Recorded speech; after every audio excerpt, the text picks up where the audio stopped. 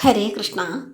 സുന്ദരകാന്ഡത്തിൽ ലങ്കാമർദ്ദനത്തിൻ്റെ അവസാന ഭാഗമാണ് ഞാനിവിടെ പാരായണം ചെയ്യുവാൻ പോകുന്നത്. ഓം ശ്രീരാമചന്ദ്രായ നമോ നമ. കവിവരനും അതു പൊഴുതു തോരണമേറിനാൻ കാണായി ദക്ഷകുമാരനെ സന്നിധവും ശരനികര സകലിത ശരീരനായി വന്നിതു ശാഖാമൃഗാധിപൻ താനും അതു നേരം മുനിവിനൊടുകനഭുവി നിന്നു താണാശു തന്മൂർധനി മുദ്ഗരം കൊണ്ടെറിഞ്ഞിടിനാൻ ശമനപുരി വിരവിനോട് ചെന്നു പൊക്കിയിടിനാൻ ശക്തനാം അക്ഷകുമാരൻ മനോഹരൻ. അക്ഷകുമാരനും സൈന്യവും യുദ്ധത്തിന് തയ്യാറായി വരുന്നത് ഹനുമാൻ കണ്ടു. അമ്പിൻ കൂട്ടത്താൽ മുറിവുകൾ പറ്റിയ ശരീരവുമായി ഹനുമാൻ യുദ്ധത്തിന് തയ്യാറായി നിന്നു.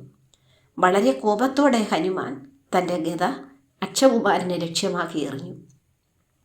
ആകാശത്തിലൂടെ പാഞ്ഞ ഗദ അക്ഷകുമാരൻ്റെ ശിരസിൽ ചെന്ന് പതിച്ചു. അങ്ങനെ അക്ഷകുമാരനെയും വായുപുത്രൻ നിഗ്രഹിച്ചു. വിഭുതകുലരിപു നിശിചരാധിപൻ രാവണൻ വൃത്താന്തമാഹന്ത കേട്ടു ദുഃഖാർത്ഥനായി അമരപതിജിതമമിത ബലസഹിതം ആത്മജം ആത്മഖേദത്തോടണച്ചു ചൊല്ലിയിടിനാൻ.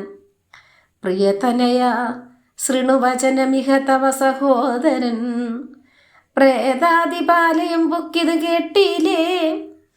മമസുതനേരണ ശിരസി വന്ന കവീന്ദ്രനെ മാർത്താണ്ഡജാലയത്തിൽ നയിച്ചിടുവാൻ ത്വരിതമകമതുല ബലമോടു പോയിടുവൻ തൊൽക്കനിഷ്ടോദകം പിന്നെ നൽകിയിടുവൻ. ഈ രാവണൻ മക്കളെല്ലാം കൊല്ലും. അക്ഷകുമാരൻ്റെ മരണവാർത്ത കേട്ട രാവണൻ അതീവ ദുഃഖിതനായി.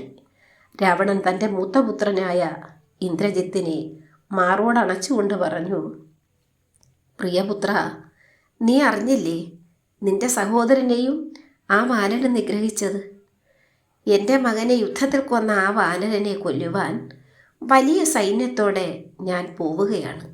അവനെ ജയിച്ചു വന്നിട്ടേ നിന്റെ അനുജൻ്റെ ഉദകക്രിയ ചെയ്യുന്നുള്ളൂ. ഹരേ കൃഷ്ണ. അങ്ങനെ ലങ്കാമർദ്ദനം ഇവിടെ അവസാനിക്കുകയാണ്. ഇനി അടുത്ത ഭാഗത്ത് ഹനുമൽ ബന്ധനമാണ്.